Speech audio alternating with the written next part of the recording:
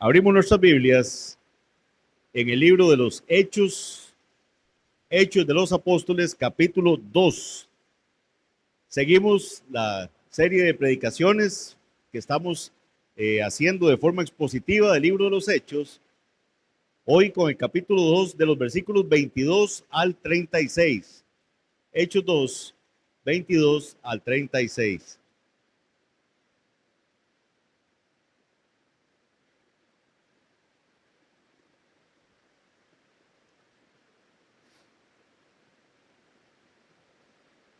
Hechos capítulo 2, versículos 22 al 36. Vamos a orar antes de predicar. Padre bendito, nuevamente clamamos a ti por ayuda. Sabes, Señor, las dificultades que enfrentamos al poder predicar que con tanto ruido, pero Señor, para ti no hay nada imposible. Ayúdanos a estar atentos a la exposición de tu palabra. Ayúdanos, Señor, a que nada distraiga de la obra del Espíritu Santo en nuestras vidas. Y Señor, permíteme predicar con denuedo, con atención a la fidelidad a tu palabra. Te damos gracias por todo, mi Dios, en el nombre de Jesús. Amén. Bien, Hechos 2, 22 al 36. No pierdan el pasaje porque vamos a estar viendo versículo por versículo prácticamente, y es muy importante que no pierdan el pasaje y que no se distraigan con el sonido, ni hablando ni nada. Vamos a poner atención para no perder la bendición de la exposición de la palabra del Señor. Hechos 2, 22 al 36 dice: varones israelitas, oíd estas palabras. Jesús Nazareno, varón aprobado por Dios entre vosotros, con las maravillas, prodigios y señales que Dios hizo entre vosotros por medio de él, como vosotros mismos sabéis. A este, entregado por el determinado consejo y anticipado conocimiento de Dios, prendisteis y matasteis por manos de inicuos, crucificándole, al cual Dios levantó, suelto los dolores de la muerte, por cuanto era imposible que fuese retenido por ella. Porque David dice de él: veía al Señor siempre delante de mí, porque está a mi diestra. No seré conmovido, por lo cual mi corazón se alegró y se goza mi lengua, y aún mi carne descansará en esperanza, porque no dejarás mi alma en el Hades, ni permitirás que tu santo vea corrupción. Me hiciste conocer los caminos de la vida, me llenarás de gozo con tu presencia. Varones hermanos, se os puede decir libremente del patriarca David, que murió y fue sepultado, y su sepulcro está con nosotros hasta el día de hoy. Pero siendo profeta y sabiendo que con juramento Dios le había jurado que de su descendencia en cuanto a la carne levantaría al Cristo para que se sentase en su trono, viéndolo antes, habló de la resurrección de Cristo, que su alma no fue dejada en el Hades, ni su carne vio corrupción. A este Jesús resucitó Dios, de lo cual todos nosotros somos testigos. Así que, exaltado por la diestra de Dios y habiendo recibido del Padre la promesa del Espíritu Santo, ha derramado esto que vosotros veis y oís. Porque David no subió a los cielos, pero él mismo dice: dijo el Señor a mi Señor, siéntate a mi diestra hasta que ponga a tus enemigos por estrado de tus pies. Sepa pues ciertísimamente toda la casa de Israel que a este Jesús, a quien vosotros crucificasteis, Dios le ha hecho Señor y Cristo. Este es el pasaje que tenemos para exponer el día de hoy.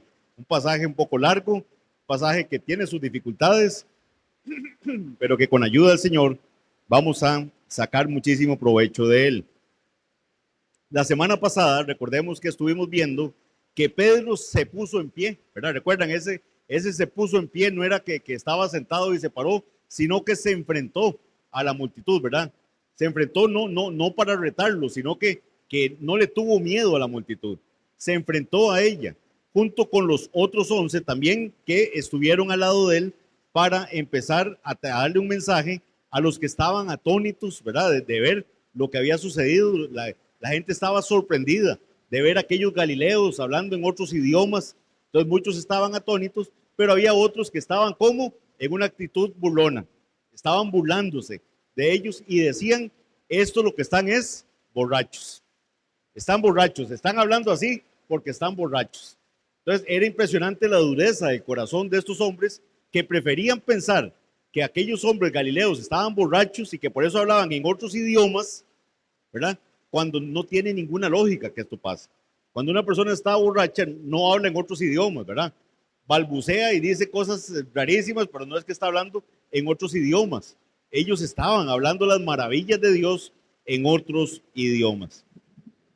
Entonces vimos que Pedro lo primero que hace con su mensaje es refutar a estos que están burlándose.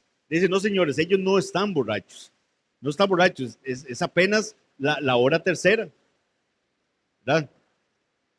Y después de que les dice que esto no es que están borrachos, sino que es lo que había profetizado el profeta Joel. Esto es de lo que habló el profeta Joel, es lo que empieza Pedro a decirles a ellos.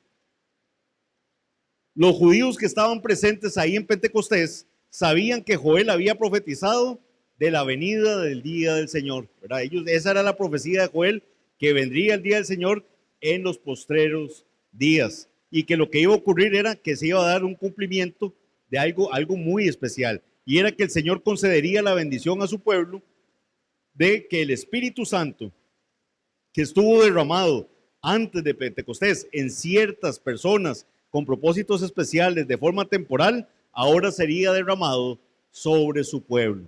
Sería derramado sobre su pueblo. Dice, derramaré mi espíritu sobre toda carne. Esa era la promesa que el Señor había dado a través de Joel. En la profecía de Joel, la expresión toda carne incluye a hombres, mujeres, jóvenes, ancianos y siervos en su pueblo. Eso es lo que quería decir era, ya no va a estar limitado a ciertas personas, ya no va a estar limitado a ciertos profetas, a ciertas personas que el Señor iba a usar. Ahora iba a ser derramado en forma general sobre aquellos que el Señor había salvado.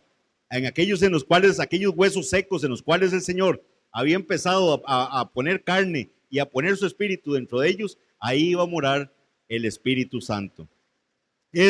Lo vimos también con un ejemplo, ¿verdad? De un anhelo que existía en el corazón de Moisés, ¿verdad? Cuando aquellos empezaron a profetizar y teníamos a Josué, ¿verdad? Preocupado porque habían dos profetizando en el campamento. Y Moisés le decía, ojalá todos profetizaran. Ojalá esto fuera algo generalizado. Y eso es la bendición que Joel estaba profetizando, que ya vendría sobre toda carne. Cuando empieza a hablar de que vuestros ancianos harán esto, vuestros jóvenes tendrán esto, vuestras mujeres, vuestros hombres, y también habla de los siervos. Esto es muy importante. ¿Por qué es muy importante? Porque estos siervos generalmente eran esclavos, ¿verdad? Eran esclavos. Y estos esclavos generalmente eran gentiles, ¿verdad? No eran esclavos de la misma nacionalidad del pueblo judío. Entonces la profecía incluía gente de gentil también, sobre la cual iba a haber este derramamiento del Espíritu Santo. Esto es solo un pequeño repaso de lo que vimos la semana pasada. Entonces, ¿qué les quiero decir con esto? El énfasis de citar a Joel no está ni en las profecías, ni en los sueños, ni en si hablaron en lenguas o no. Eso no es. El énfasis de la profecía es que ya el derramamiento del Espíritu Santo iba a ser algo en lo cual iba a pasar ya no con distingo ni de si era hombre, si era mujer, si era anciano, si era joven, si era siervo, si era libre. No, el Espíritu Santo iba a derramarse sobre las personas que el Señor salvaba. Y ese es el cumplimiento de la profecía. Pedro usa el último versículo de su cita de Joel como una introducción a la explicación del Evangelio de Cristo que vamos a estar estudiando esta tarde. ¿Qué es lo que Pedro cita con respecto a Joel y que va a ser la base para introducir el pasaje de hoy? Pedro dice, todo aquel que invocar el nombre del Señor será salvo. Todo aquel que invocar el nombre del Señor será salvo.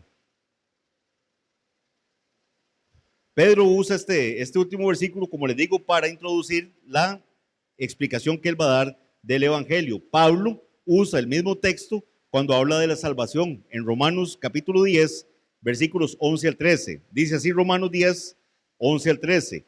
Pues la Escritura dice, todo aquel que en él creyere no será avergonzado, porque no hay diferencia entre judío y griego. Ven, Aquí Pablo dice, no hay diferencia. Ya no hay diferencia entre judío y griego, pues él mismo, que es Señor de todos, es rico para con todos los que le invocan, porque todo aquel que invocar el nombre del Señor será salvo. Esa salvación, esa bendición de tener al Espíritu Santo va a ser para personas de todo pueblo, linaje y nación.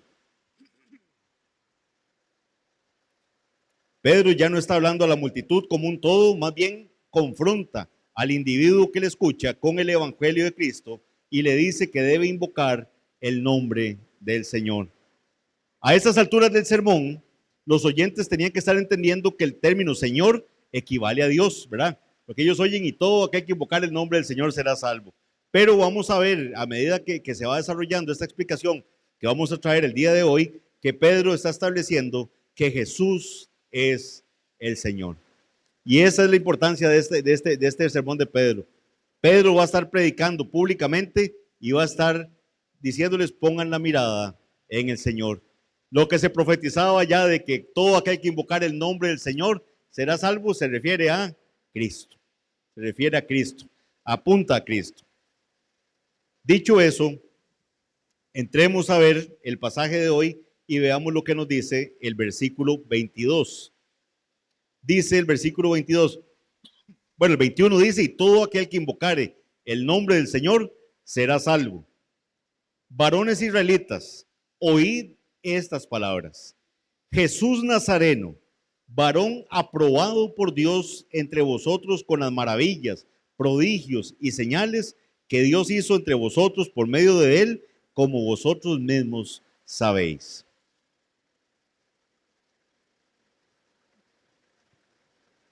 Pedro, después de señalar que el derramamiento del Espíritu Santo es una de las características de los postreros tiempos, vuelve a pedir de forma solemne la atención de los oyentes. Vean que él le dice, varones israelitas, oíd estas palabras. O sea, eso es como llamándolos a, pongan atención a lo que les voy a decir. Pongan atención. La profecía de Joel fue algo que sabían por su constante lectura de los profetas, pero los rasgos principales del ministerio de Jesús les eran conocidos por su propia experiencia o por lo menos por los muchos testigos que les habían contado. Ellos, la fama de Jesús, recuerden que había corrido. Ellos tenían que saber de quién les estaba hablando. Es casi seguro que muchos de los que estaban en esta gran multitud de Jerusalén se habían encontrado personalmente con Jesús. Muchos probablemente pasaron, ¿verdad? Quién sabe cuántos de ellos estuvieron en alguna de las predicaciones del mismo Cristo. Puede que algunos de ellos también hubieran presenciado su crucifixión. Vean que donde dice el versículo, dice, varones israelitas, oíd sus palabras, Jesús Nazareno, dice la Biblia Reina Valera. La Biblia de las Américas dice Jesús el Nazareno. Jesús el Nazareno, así es como se le conocía en el pueblo. Recordemos que Natanael decía que si de Nazaret, ¿verdad?, podía salir algo bueno. Pero Jesús no era cualquier nazareno, era el Nazareno. O sea, de todos los nazarenos, este es el Nazareno. Entonces dice Jesús el Nazareno. Había vivido entre ellos y dentro de los estrechos límites territoriales de Israel había llevado a cabo un ministerio extraordinario.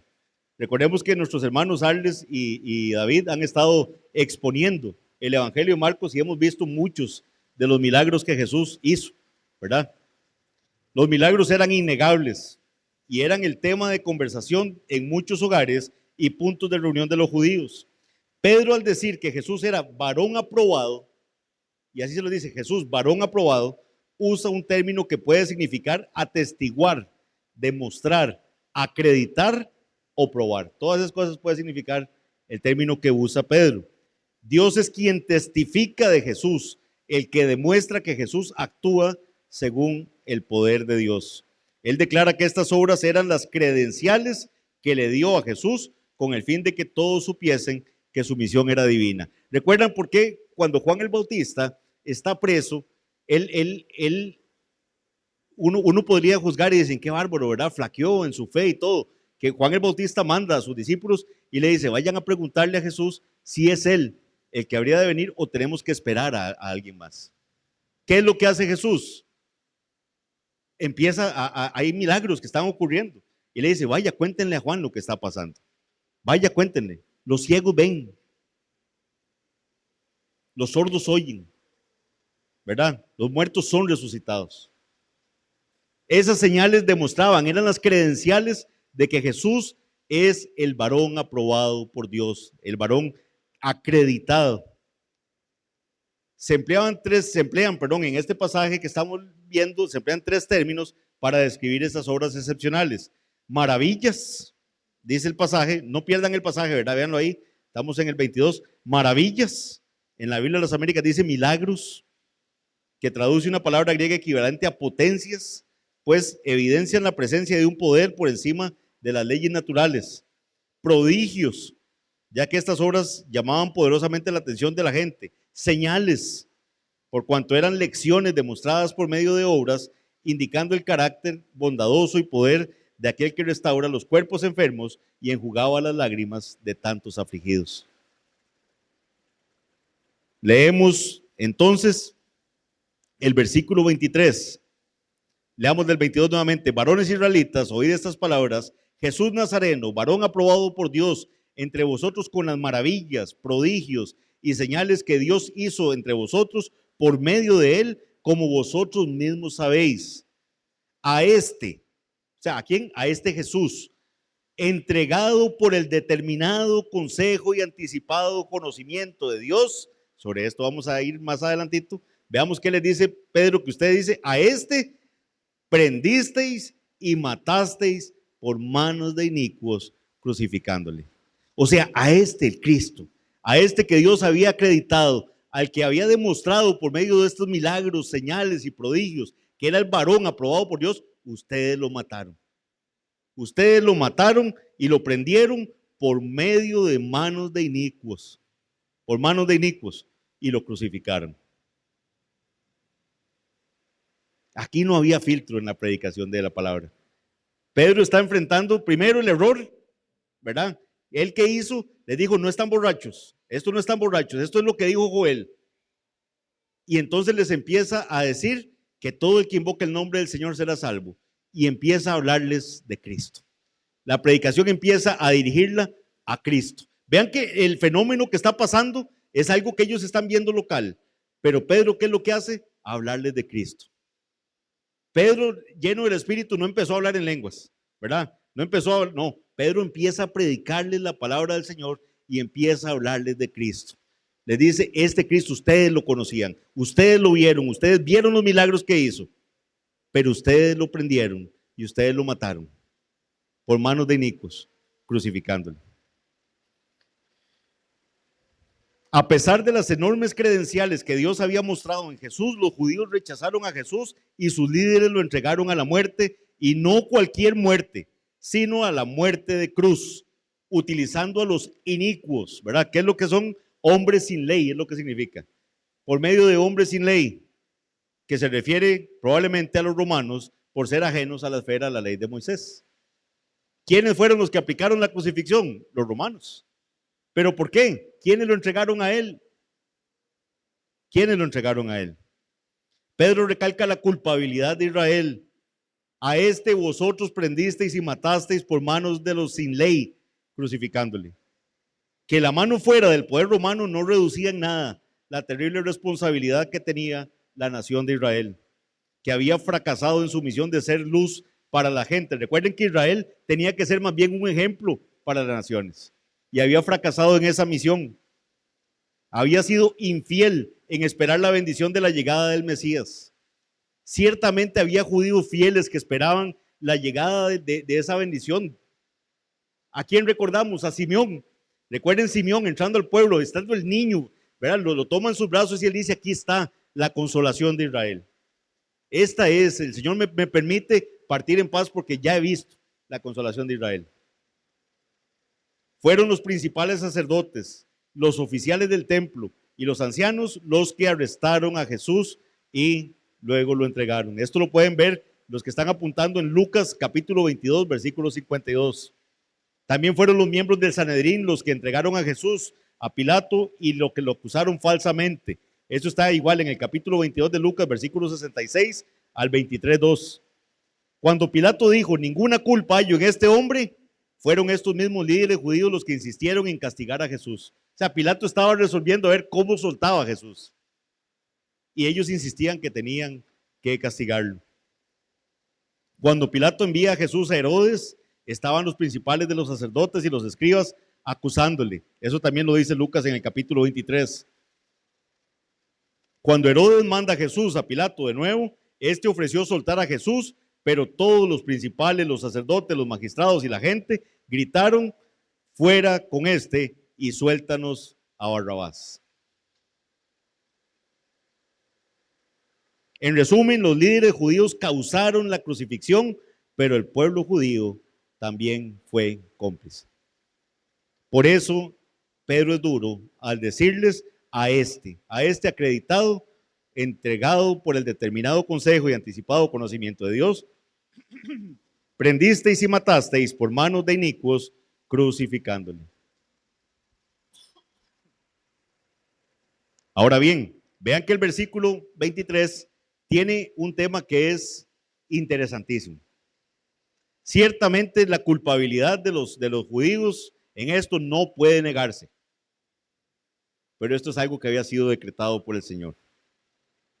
El hecho de que el Mesías fuera entregado y muriera en la cruz del Calvario para posteriormente resucitar, ascender al cielo y prometer volver, es algo que estaba en el plan de Dios desde el principio. Vean que el versículo 23 dice, leemos con detenimiento, a este, refiriéndose a Cristo, entregado por el determinado consejo y anticipado conocimiento de Dios. El Señor sabía que esto iba a ocurrir y había determinado que esto ocurriera. Es un hecho histórico que Cristo fue crucificado por los romanos, los hombres sin ley. Fue entregado a la muerte por una nación cegada por sus propias pretensiones y egoísmos que no supo ver la gloria de Dios en la faz de Jesucristo. Pero todo esto es la expresión de un plan eterno. El Mesías, el Cordero, fue entregado por el determinado consejo y anticipado conocimiento de Dios. Detrás de la trágica historia del arresto, los viciados procesos, vean, si usted lee los procesos judiciales, entre comillas, que le hicieron a Jesús, los interrogatorios y todo, ustedes van a encontrar el montón de vicios que tienen estos procedimientos. A Jesús lo detienen, ¿verdad? La noche anterior lo agarran, ni siquiera prácticamente comen, lo torturan, lo llevan de un lado para otro. Y a eso le llamaban proceso judicial. Viciados procesos acusatorios y la crucifixión, todo esto estaba dentro del plan divino para la redención del hombre. Así lo había determinado el Señor. Simón Kistemaker dice lo siguiente: la expresión determinado consejo sugiere un plan que ha sido determinado y que es claramente definido. Claramente definido. El autor de este determinado consejo es Dios, Dios mismo, y agrega el término anticipado conocimiento. Con esta palabra apunta a la omnisciencia de Dios. El Señor todo lo sabe. Algunos creyentes tienen el concepto erróneo de que la historia se desarrolla como un proyecto cooperativo entre Dios y el hombre. O sea, que la historia ahí la vamos desarrollando entre Dios y nosotros, ¿verdad? Que es cooperativo. Es decir, que Dios está esperando a ver cómo nuestras acciones darán forma a la historia y luego Él va a responder de acuerdo a lo que nosotros vamos haciendo. Sin embargo, este punto de vista no es el que vemos en la palabra del Señor. Jesús no fue crucificado como el resultado de un fracaso de su ministerio, como que digamos, mire qué torta, si al Señor le hubiera ido bien, no lo crucifican, ¿verdad? Pero como le fue mal en su ministerio, terminó crucificado. Fracasó en su ministerio. Pedro declaró que Jesús fue entregado por Dios al Padre según el plan predeterminado que él tenía. Dios no envió a Jesucristo para ver cómo su creación en su naturaleza pecaminosa respondería a él, ni tampoco consideró la crucifixión como una mera posibilidad. Jesucristo fue el Cordero de Dios enviado a morir. Jesucristo sabía a qué misión venía cuando él vino a esta tierra. Nuestro Dios no está esperando a ver cómo se desarrolla la historia. El Dios de las Escrituras es el Dios que hace todas las cosas según el designio de su voluntad, como dice Efesios 1:11.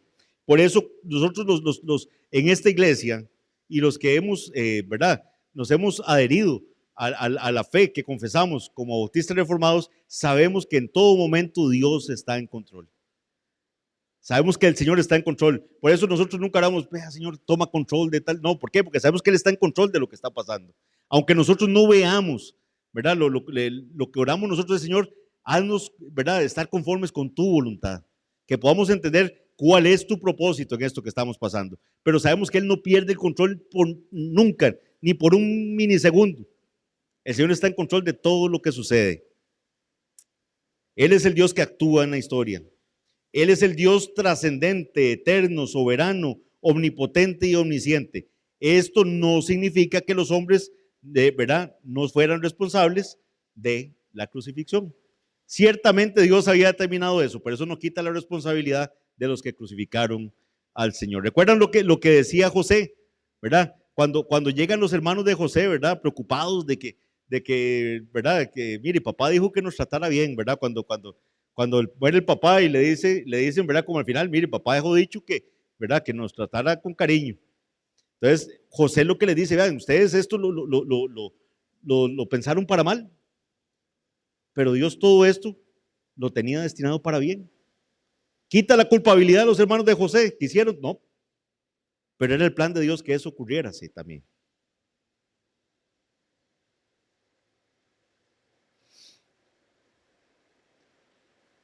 Los que estaban presentes en la crucifixión son llamados impíos, los sin ley, y son culpables de su pecado. Pero la Biblia contiene ambos hechos aparentemente contradictorios: la soberanía de Dios por un lado y la responsabilidad del hombre. Son dos verdades bíblicamente armoniosas. Dios ha decretado todo, no hay nada que se salga del control de Él, pero eso no quita la responsabilidad del hombre que ha hecho estas acciones que a la postre lo que hacen es cumplir también el propósito del Señor. ¿Estaba determinado que Judas traicionara al Señor? Sí, eso está parte del propósito y del decreto de Dios. Pero eso no quita la culpabilidad de Judas. Más adelante, en algún momento en escuela dominical, daremos un estudio acerca del decreto de Dios, la providencia de Dios. Vamos a ver cómo hacemos para empezar a dar la confesión de fe acá en escuela dominical.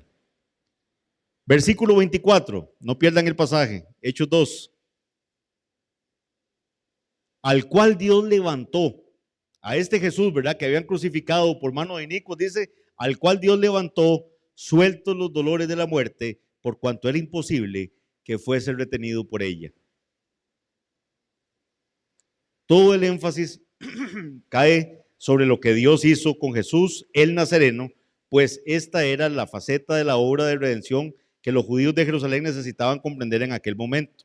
Dios le dio las credenciales a Jesús Nazareno, fue el determinado consejo de Dios el que contempló la muerte expiatoria, y ahora fue Dios quien echó abajo los términos de la sentencia condenatoria de los hombres, resucitando al crucificado.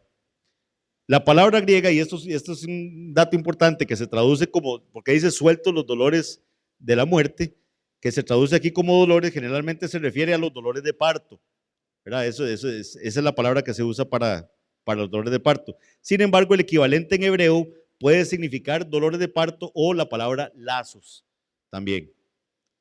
Entonces aquí pareciera que por el contexto la mejor traducción debe haber sido sueltos los lazos de la muerte, ¿verdad? O sea, no hay unos lazos ahí que lo tengan. Entonces, sueltos los lazos de la muerte, resucita Cristo, para que sea, ya tiene más sentido en el contexto y capta más el significado del Salmo 18.5, que es de donde trae esta expresión. Y en el Salmo 18.5 habla de los lazos. Los hombres no pueden librarse de las ligaduras de la muerte. Todos los que estamos aquí vamos a morir. Eso es indefectible. Algunos más pronto que otros, pero todos pasaremos, salvo que Jesucristo venga y, ¿verdad?, nos libre de ese paso, pero todos moriremos. Ninguno podemos soltarnos de esos lazos de la muerte, pero en el caso de Jesús, el Nazareno, el cual era presentado por Pedro al pueblo, era imposible que fuese retenido por la muerte. La frase, ¿qué es lo que está diciendo? Al decir que era imposible que fuera retenido por los lazos de la muerte, está exaltando la deidad de Cristo. La muerte no podía sujetarlo. La muerte no podía tener sostenido a Cristo. Ahora, ¿qué usa Pedro para poder afirmar esta resurrección de Cristo? Vean que todo el mensaje de Pedro lo está hablando de Cristo. Todo está apuntando a Cristo. Está hablando de la crucifixión. Ahora está hablando de la resurrección. Habló antes de la vida de Cristo, diciendo que era el varón aprobado. Vean el mensaje de Pedro. Aquí está Pedro predicando un sermón donde está exaltando a Cristo. ¿Qué usa Pedro para demostrar que el Señor resucitó a Jesucristo? Va a citar el Salmo 16 del 8 al 11. Salmo 16 del 8 al 11. Y esto lo vamos a ver ahí en Hechos 2, del 25 al 31, nuestro pasaje de estudio. Hechos 2, 25 al 31. Dice el 24, al cual Dios levantó, suelto los dolores de la muerte, suelto los lazos de la muerte, por cuanto era imposible que fuera retenido por ella. Porque David dice de él, ¿de quién? De Cristo. David dice de Cristo. Si usted no lo sabía y si usted nos está recién visitando en la iglesia, puede ser que usted no sepa esto, pero el Antiguo Testamento habla de Cristo. El Antiguo Testamento y en todos los libros usted va a encontrar referencias a Cristo. Todo apunta a Cristo. Desde Génesis 3:15, cuando el Señor le dice a la serpiente que la simiente de la mujer le heriría en la cabeza, se está refiriendo a Cristo. Cristo es esa simiente de la mujer que iba a herir la cabeza de la serpiente. Todo el Antiguo Testamento apunta a Cristo. Y eso fue lo que Jesús le expresó a los discípulos que iban camino de Emaús, diciéndole insensatos y tardos de corazón para entender lo que los profetas, los salmos, ¿verdad? Hablan de mí. La ley hablaban de Cristo. Y aquí Pedro va a decir que David, el rey David del Antiguo Testamento, estaba hablando de Cristo. Porque David, dice el versículo 25, dice de él, veía al Señor siempre delante de mí, porque está a mi diestra, no seré conmovido.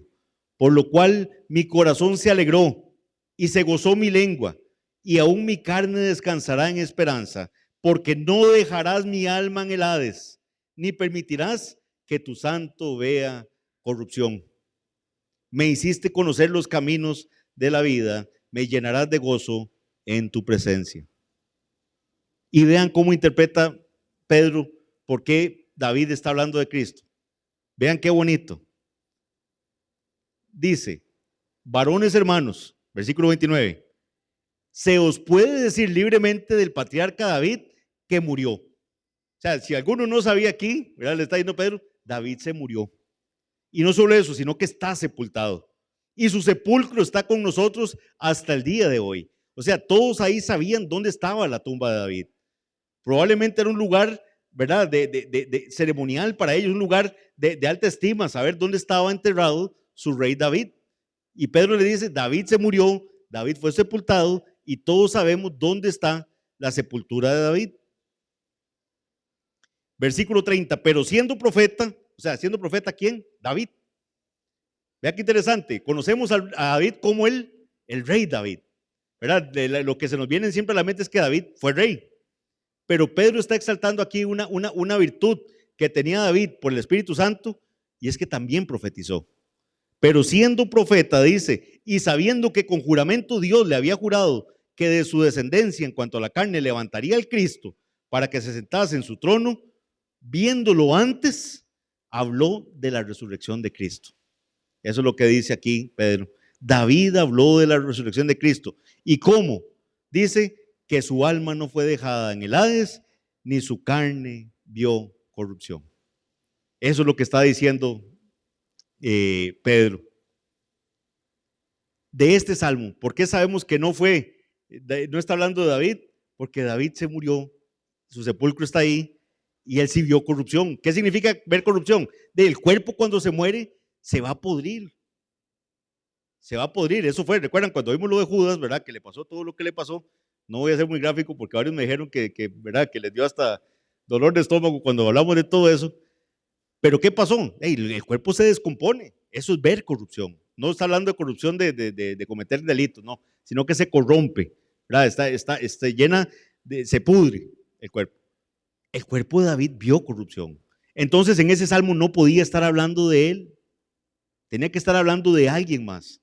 Y eso es lo que Pedro está diciendo, estaba hablando de Cristo. Estaba hablando de Cristo.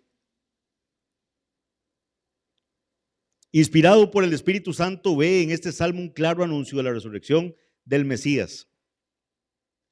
La carne de David había visto corrupción y los judíos señalaban con orgullo la ubicación de la tumba.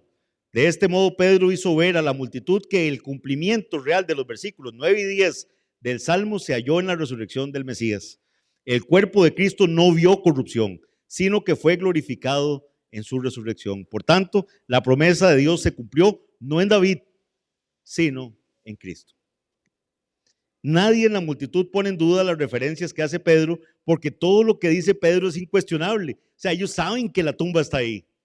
Ellos tienen claro que David, ¿verdad? O los restos de David están ahí.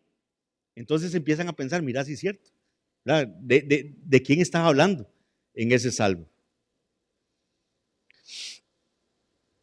El argumento de Pedro es que David no podía estar hablando de sí mismo cuando dijo que Dios no le abandonaría en el Hades ni le dejaría corromper su cuerpo. David murió, su muerte se relata en 1 Reyes 2:10, donde dice, y David durmió con sus padres y fue sepultado en la ciudad de David. Versículo 30. Pero siendo profeta y sabiendo que con juramento Dios le había jurado que de su descendencia, en cuanto a la carne, levantaría al Cristo para que se sentase en su trono. Aquí hago nada más una breve referencia. El Señor prometió subir al trono a uno de los hijos de David. Prometió que del linaje de David seguirían subiendo, pero habría uno que su reino no tendría fin. El Salmo 132:11 dice, en verdad juró Jehová a David y no se retractará de ello. De tu descendencia pondré sobre tu trono. Ese descendiente de David, del cual es la promesa de que su reino no iba a tener fin, ¿a quién se refiere? A Cristo. A Cristo. ¿Por qué los mismos del pueblo cuando querían ¿verdad? Llamar la atención de Cristo y pedir misericordia para una sanidad decían, Jesús, hijo de David, ten misericordia de mí? Este es el hijo de David del cual se refiere. Versículo 31. Leo nuevamente, viéndolo antes, habló de la resurrección de Cristo, que su alma no fue dejada en el Hades, ni su carne vio corrupción. La palabra Hades, nada más aclaro aquí, corresponde al término hebreo Seol, que indica el lugar de las almas que habían partido de esta vida. No determina si este es para bendición o para, ¿verdad? O perdición, nada más es el lugar donde están las almas. Así es como se entiende. Por eso dice, no dejarás... dice el versículo 31, viéndolo antes dice que su alma no fue dejada en el Hades, ni su carne vio corrupción. Versículos 22 al 32. 32 al 33, perdón. Dice así, a este Jesús resucitó Dios, de lo cual todos nosotros somos testigos. Así que, exaltado por la diestra de Dios y habiendo recibido del Padre la promesa del Espíritu Santo, ha derramado esto que vosotros veis y oís. Vean qué interesante lo que dice aquí. A este Jesús resucitó Dios, de lo cual todos nosotros somos testigos. Los que están ahí, ¿verdad? Está Pedro hablando junto con los otros 11 apóstoles. Así que, exaltado por la diestra de Dios, y habiendo recibido del Padre la promesa del Espíritu Santo, ha derramado esto que vosotros veis y oís. Lo que dice es que Cristo asciende, recibe la promesa del Espíritu y Él la derrama en lo que acaba de ocurrir, lo que acaban de ver ellos ahí en Pentecostés. En estos dos versículos, Pedro destaca la resurrección y la ascensión de Cristo en conjunción con el derramamiento del Espíritu Santo que acaba de ocurrir. De hecho, menciona a las tres personas de la Trinidad en este pasaje. Por eso es que no podemos leer tan rápido. Vean que aquí menciona a los tres. Dice el 32, a este Jesús resucitó Dios, de lo cual nosotros somos testigos. Así que, exaltado por la diestra de Dios y habiendo recibido del Padre la promesa del Espíritu Santo, ha derramado esto que veis y oís. Ahí está hablando de las tres personas, Padre, Hijo y Espíritu Santo.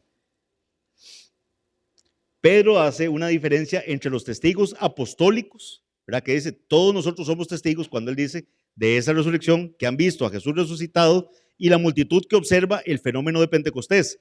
Dice lo que ahora ustedes ven y oyen. Eso, lo que ellos vieron fue el derramamiento del Espíritu. Los testigos de la resurrección son los apóstoles. La multitud en Pentecostés no había visto a Jesús resucitado, pero sí vieron y oyeron las señales visibles y audibles de la presencia del Espíritu Santo.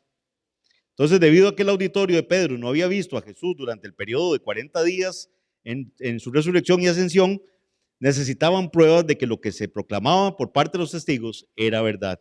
Querían saber, por tanto, la relación entre la resurrección de Jesús y la venida del Espíritu Santo. ¿Qué tenía que ver que Jesús hubiera resucitado con esto que ellos estaban viendo y que dijeron, ¿qué es esto?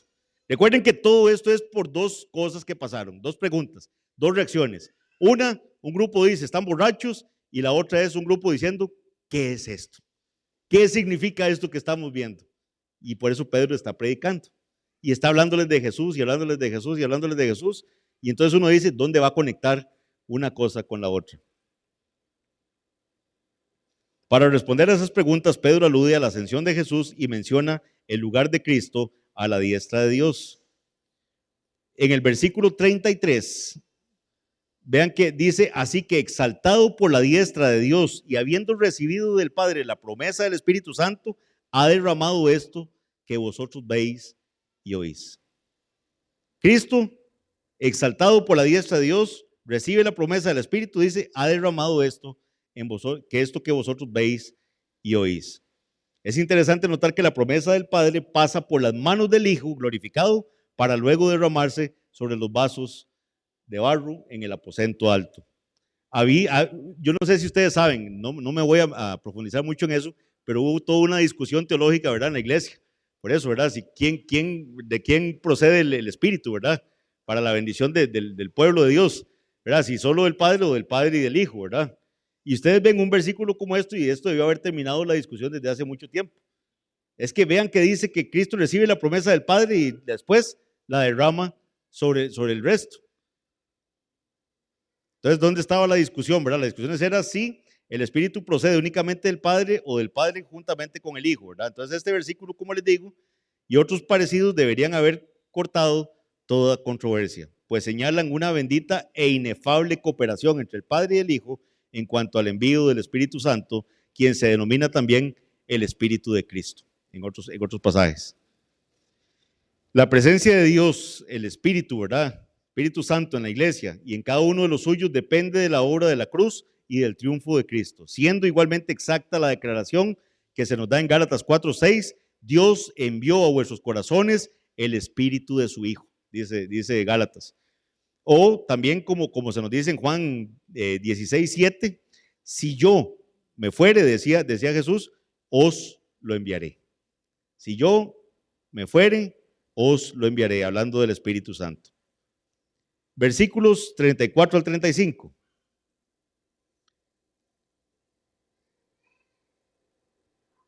Cuando está hablando aquí, vean que el 33 nos habla de que Cristo fue exaltado por la diestra de Dios, ¿verdad?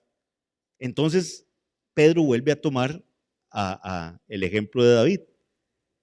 Dice, porque David, dice en el 34, no subió a los cielos. O sea, aquí tampoco está hablando de David, es lo que está diciendo aquí Pedro.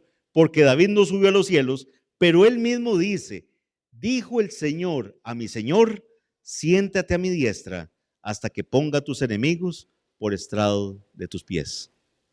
Entonces Pedro vuelve a citar la palabra del Señor. Pedro vuelve a citar el Antiguo Testamento y le dice, David no fue el que fue exaltado a los cielos, pero él mismo dice, o sea, David dijo esto.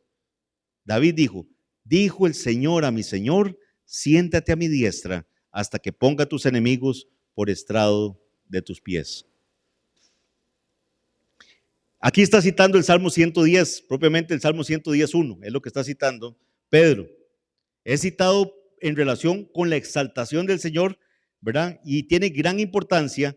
Este Salmo 110:1 tiene tanta importancia que es citado 16 veces en el Nuevo Testamento. 16 veces en el Nuevo Testamento. El mismo Jesucristo lo usó y ahorita les voy a explicar una cita donde él lo usa. El Salmo 110:1 dice lo siguiente, Jehová dijo a mi Señor.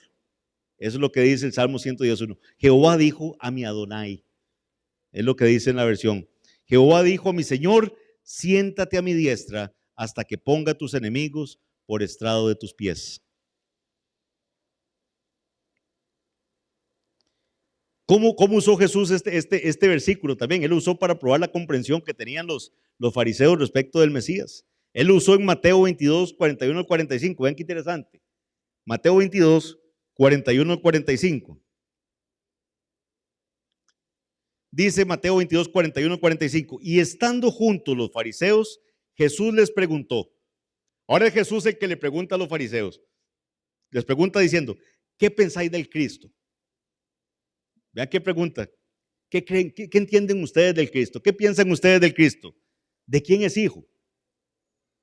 ¿De quién es hijo? Le dijeron los fariseos, de David. Es un hijo de David. Eso es lo que dice la.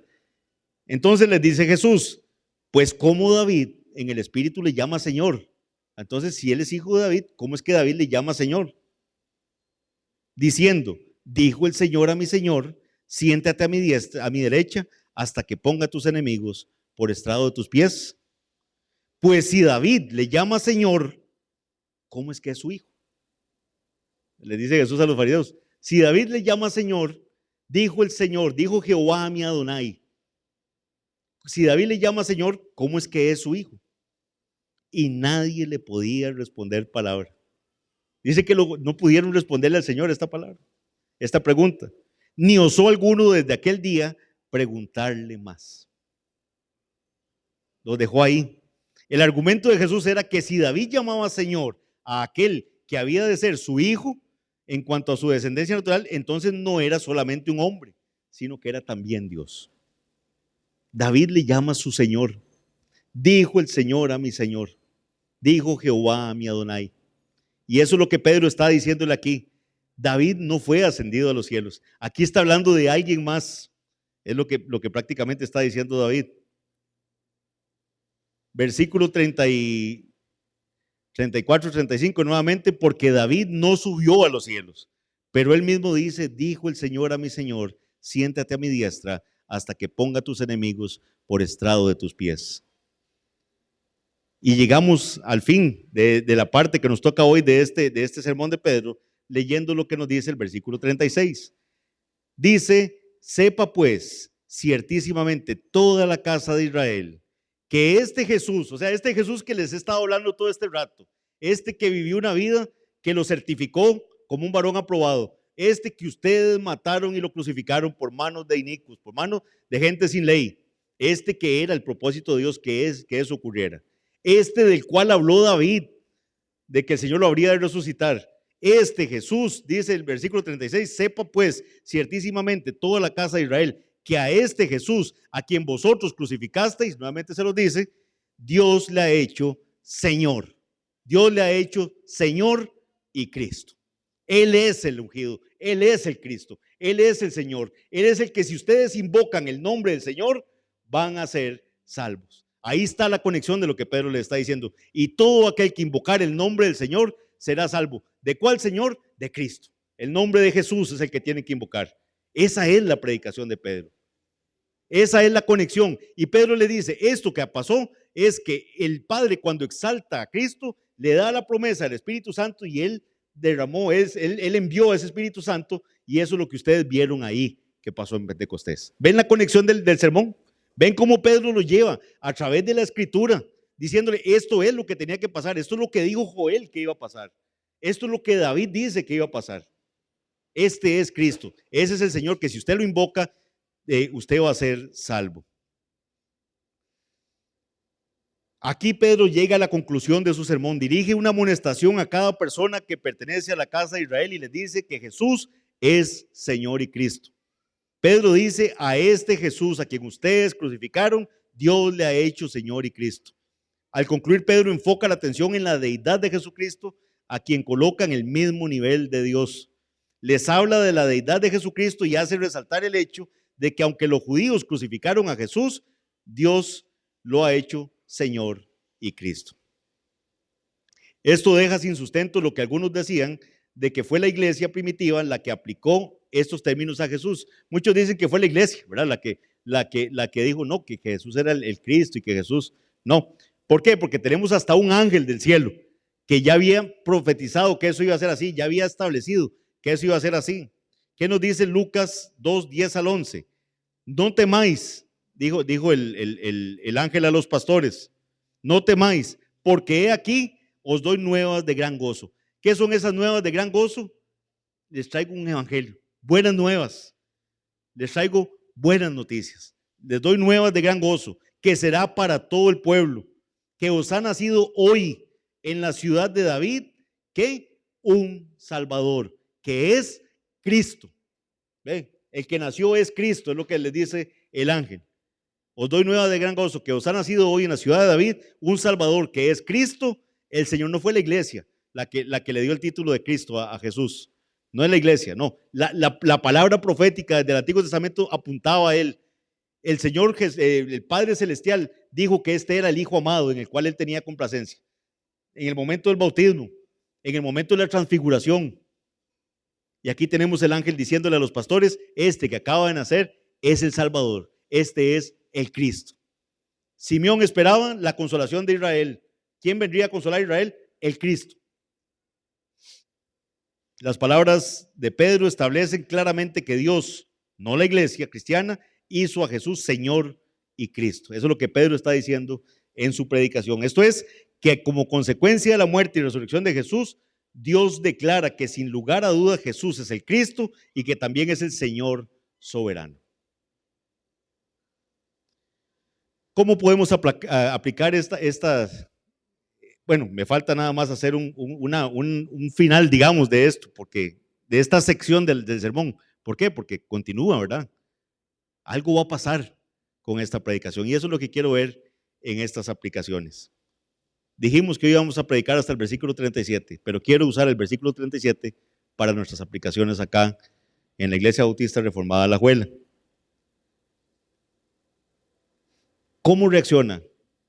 ¿Cómo reacciona esa multitud en la cual se está enfrentando Pedro y los apóstoles ante este mensaje donde Pedro le está diciendo, todo esto que ustedes vieron es por Cristo, es a causa de Cristo, esto apunta a Cristo, esto es lo que tenía que pasar? ¿Qué pasó? Dice el versículo 37, al oír esto, se compungieron de corazón. Se compungieron de corazón y dijeron a Pedro y a los apóstoles, varones hermanos, ¿qué haremos? ¿Qué haremos? ¿Qué haremos? Matamos al Mesías. Somos culpables de ese pecado tan terrible. No atendimos ese mensaje. No lo vimos. Cuando leímos a David, no entendimos que estaba hablando de él. ¿Qué vamos a hacer? ¿Qué podemos hacer? Gracias a la acción del Espíritu Santo, las palabras de Pedro tocan el corazón de la gente. El sermón les hace recordar su rebeldía para escuchar a Jesús y reconocerlo como el Mesías. La acusación de que fueron ellos quienes mataron a Jesús es justificada y traspasa sus conciencias. ¿Está su corazón siendo tocado con la predicación de la palabra? Por supuesto que sí. La palabra traspasó sus corazones. Sintieron la culpabilidad y el peso de su pecado. También nos dice que se compungieron de corazón. La palabra compungieron o la expresión se compungieron de corazón quiere decir que sus corazones fueron tocados por el sentido de culpa, de manera que se sienten terriblemente perturbados, se sienten mal, se sienten profundamente conmovidos. La obra del Espíritu Santo permitió que se dieran cuenta de su culpabilidad. Por tal razón claman, varones hermanos, ¿qué haremos? ¿Qué haremos? El día de Pentecostés ellos ven la evidencia del derramamiento del Espíritu Santo, escuchan la exposición de Pedro y se dan cuenta de que han pecado contra Dios al haber rechazado a su Hijo. Ahora se acercan a los convertidos, a los seguidores de Jesús y le piden ayuda a los apóstoles. ¿Qué haremos? Es la misma pregunta que hacía la multitud, ¿verdad? A Juan el Bautista. Juan el Bautista en Lucas 3:10, ¿qué está diciéndoles ellos? ¿Qué está diciéndoles? Juan les decía en el Jordán que el hacha estaba puesta a la raíz. El hacha está puesta a la raíz de los árboles. Por tanto, todo árbol que no da buen fruto va a ser cortado y echado en el agua de fuego. Cuando Juan predica este mensaje tan duro, la gente dice, ¿qué haremos? ¿Qué podemos hacer? ¿Qué haremos? Esta pregunta implica que ellos no pueden librarse de la culpa y por eso necesitan ayuda. Jesús, el Nazareno, era también el Verbo encarnado. Y de conformidad con el decreto divino, Él murió por nuestros pecados, permitiendo así que fluyera la gracia divina. El mismo apóstol Pedro, que predicó el sermón que estudiamos hoy, escribió más tarde en 1 Pedro 1, 18 al 20. Vean lo que dice: sabiendo que fuisteis rescatados de vuestra vana manera de vivir. Cada uno de los que estamos aquí hemos oído el evangelio. Algunos el Señor ya nos rescató de esa vana manera de vivir. Algunos todavía están en esa vana manera de vivir. Pero a los que hemos sido rescatados, dice, sabiendo que fuisteis rescatados. ¿Rescatados por qué? Porque nosotros no podíamos salir por nosotros mismos. Estábamos en esa actitud de ¿qué vamos a hacer ahora? Señor, ahora que entendí cuánto te he ofendido, ¿qué voy a hacer? ¿Qué hago? Fuisteis rescatados de vuestra vana manera de vivir, no con cosas corruptibles, como oro o plata. No fue que el Señor pagó dinero, como oro y plata, sino con la sangre preciosa de Cristo, como de un cordero sin mancha y sin contaminación, ya destinado desde antes de la fundación del mundo. ¿Ven lo que dice Pedro? Ya esto estaba destinado así desde antes de la fundación del mundo, pero manifestado en los postreros tiempos por amor de vosotros. Mi pregunta es, y por eso quise terminar las aplicaciones, ¿cómo reacciona usted ante la predicación de la palabra del Señor? Se está usted preguntando ahorita en su corazón, ¿qué hago? ¿Qué hago? Yo no he seguido los pasos de mi Salvador. Yo estoy viviendo una vida sin ley, como esos sin ley de los romanos que crucificaron a Jesús. ¿Qué hago?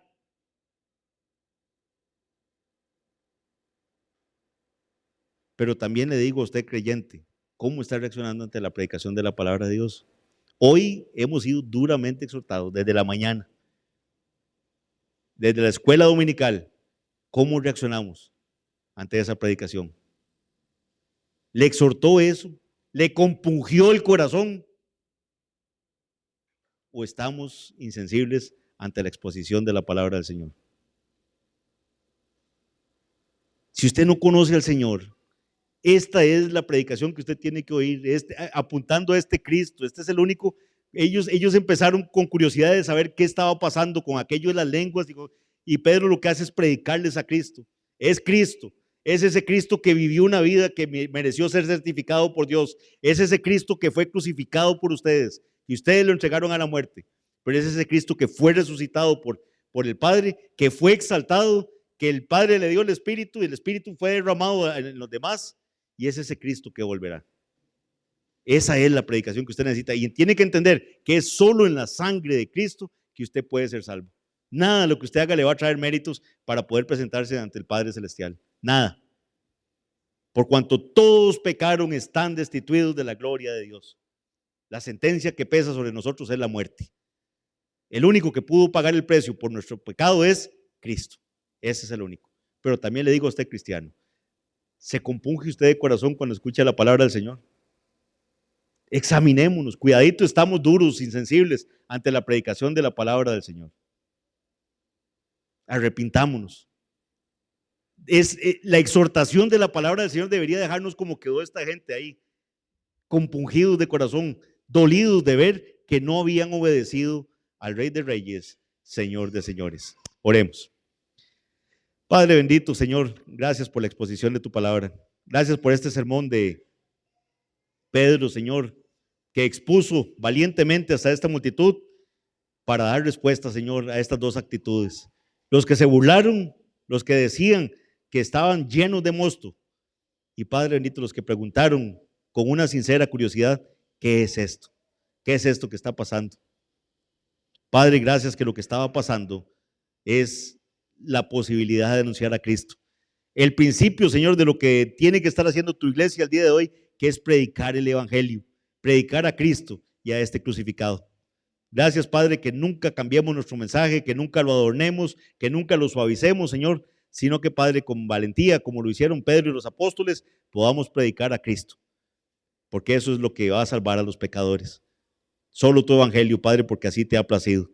Te damos gracias, llévanos con bien a los hogares y gracias, Señor, porque nos has permitido ser exhortados con tu palabra. En el nombre de Jesús. Amén.